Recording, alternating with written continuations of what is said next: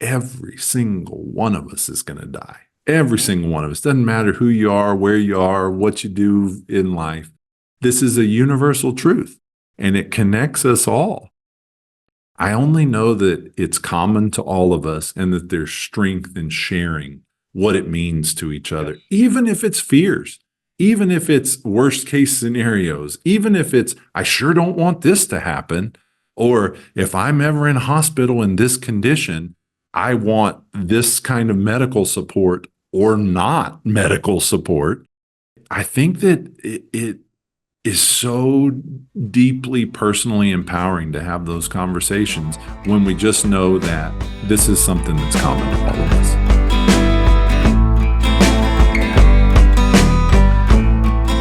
Hello and welcome to Death is for the Dying, the fourth season of the Life is for the Living podcast. I'm your host, Rebecca Richmond. Today, we are answering two questions. Why should we talk about death?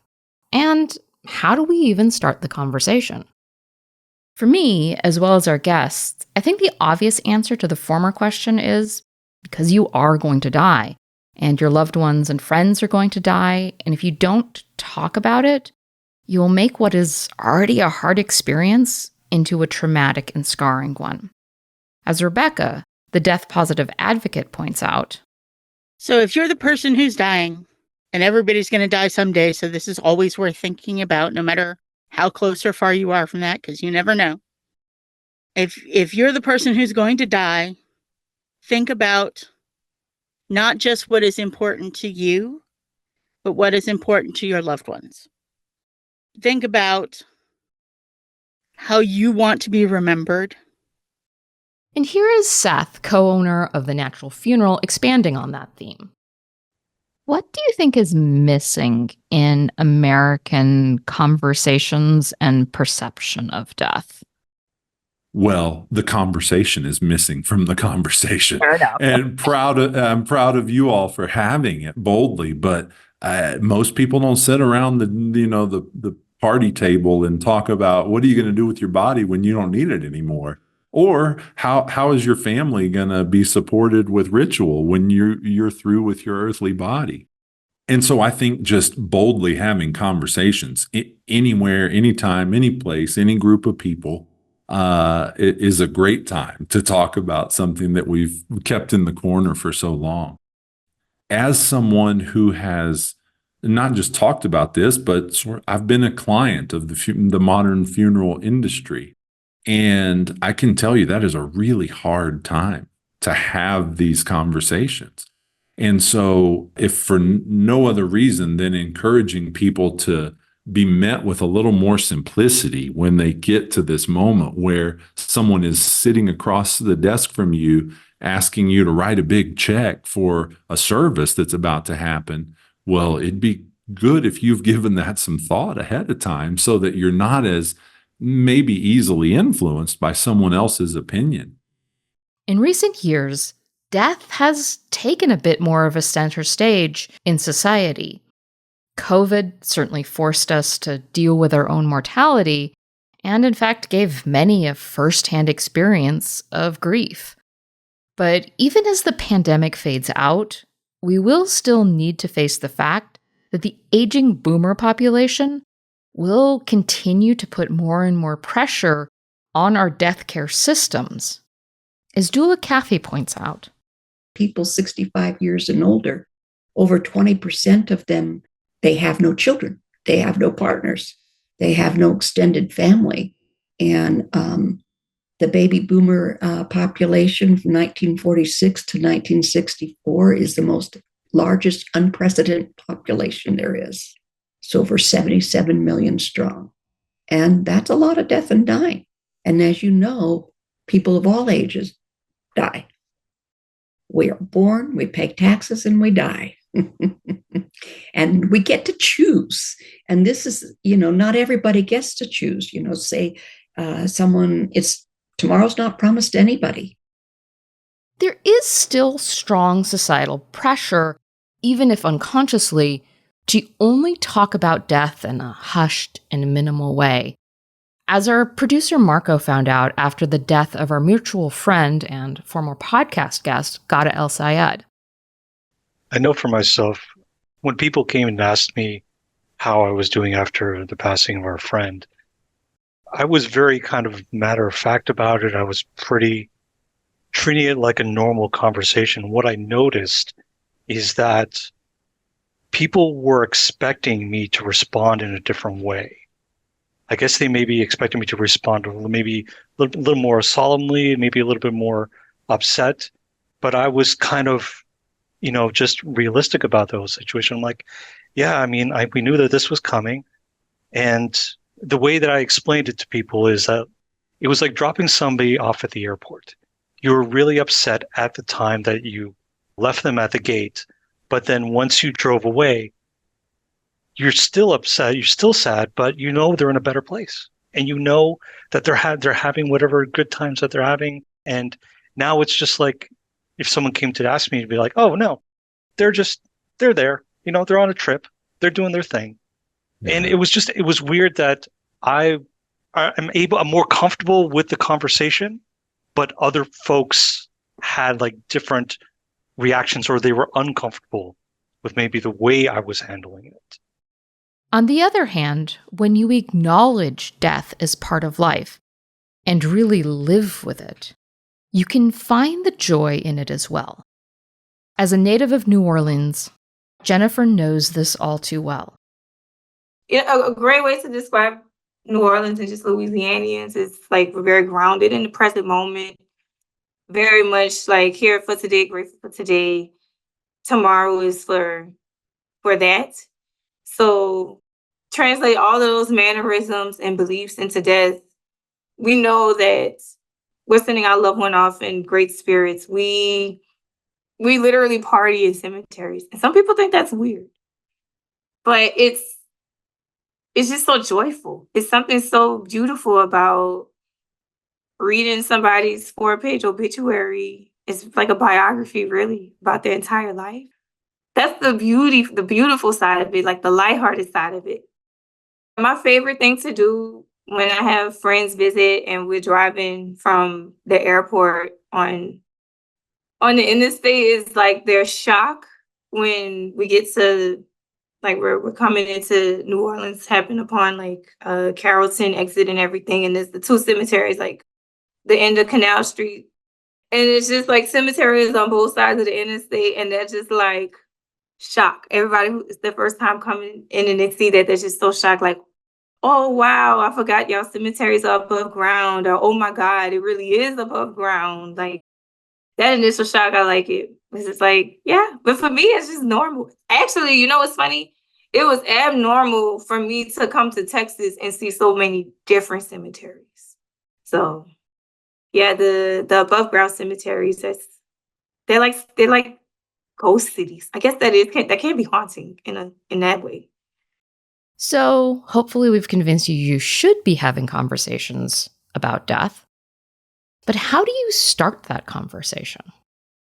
I really find that the best thing we can do to make others more comfortable is to show that we are comfortable. Or if we're not comfortable, to admit that we're not comfortable and say, but I want to do this anyway. This is important. To be where we are with it and to let other people be where they are with it. It's very important, really, not to try and force people to be something they're not. If we meet each other where we are, that's more comfortable for everybody. But to say that this is important to talk about, and then to talk about it. And I find euphemisms do not help. Or cliches. Or cliches. Just sharing a memory is like a great way to start. Just asking about a person's loved one. And then usually they'll get to talking about like not just that person, but other people, and then getting them warmed up. I usually my icebreaker is always, oh, well, how did they die? Like that's such a taboo question for some reason. It's seen as like a negative question. Like, how dare you ask how this person died? This family is grief stricken. But like, why are they grief stricken? How did we get here? I think it's like a very natural question to ask. People love to talk about a past one or loved one that's deceased. You can see the joy on their face, and then they tell a funny story. And doing it often and frequently, death planning, talking about it during family meetings and at random times. Every so often, me and my sisters are asking our mom, like, do you have records here or there? Like, just checking in. I'm currently reading this book called Passed On, and they're talking about African American burial practices and burial services. And one of the main things, like, how do you make death a comfortable conversation topic? And there's this one chapter about the mortuary business and funeral homes, and how through this huge percentage of Black-owned funeral homes, there was a lot of, like, this was the highest peak of, like, planning Black death in terms of having life insurance and funeral arrangements and planning where they're going to be interned. So I don't know. There's obviously a correlation between, like, a community's identity with our relationship to funeral homes, maybe the density and personal connections. But I think like regularly talking about maybe death in like that planning perspective of like just getting your affairs in order is another way. Like, that's another connecting point for some people. It's the business aspect of it. It's the assets. It's the passwords and bank accounts. And so, yeah, I think finding different ways to connect with people about it. And those are probably my main two ways, honestly. Because we all have to die, so we should probably be planning for it, at least be responsible. And then the other way is more personal and lighthearted or sad sometimes. A lot of the times it is sad to share a memory, especially if it's fresh, or the grief is no time. My grandmother passed away in 2011, and I still have moments where I'm like tearing. It's like, okay, this was so long ago, but that's love. It's being redirected to you because you can't really give it to them physically. And if you are looking for a good place to get comfortable talking about death, one option is to go to a death cafe. Based on the idea of Bernard Kertaz, death cafes were started by John Underwood and Sue Barksky-Reed. They are gatherings where people can talk about death and grief without judgment, and can be found in most cities today. Rebecca explains what death cafes are.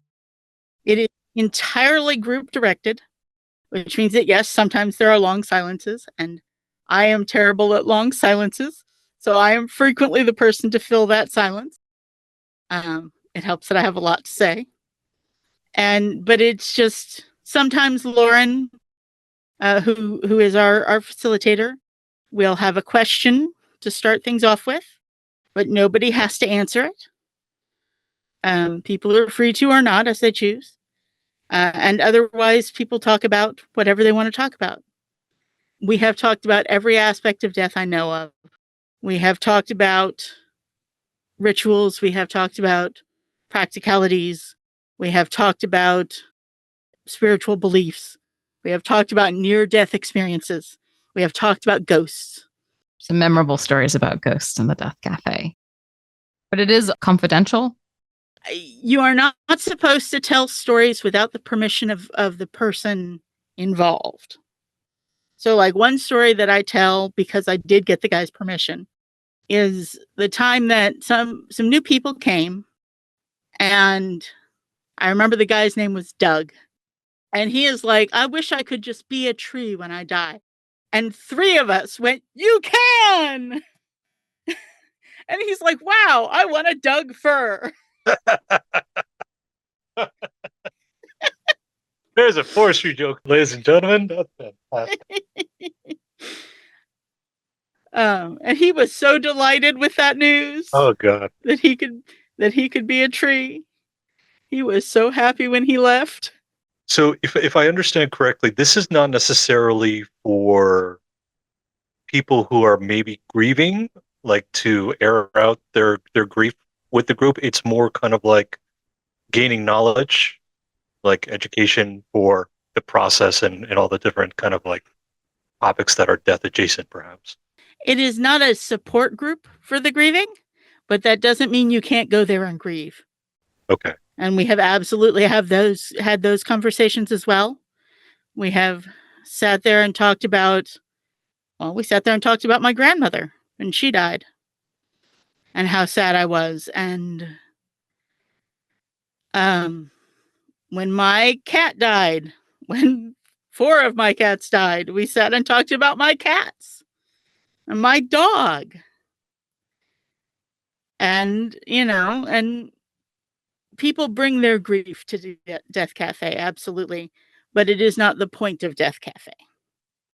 It's a safe space to talk openly about death and all aspects of death, including grieving, death anxiety, the logistics of it, without having, Marco, you talked about some of that reaction of like, you're not doing death right.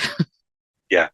And Death Cafes is a place where you can have those conversations without having that reaction or judgment. Yes, absolutely. If you want to check out a Death Cafe near you, you can go to deathcafe.com or just search for Death Cafe plus your nearest city in your preferred search engine.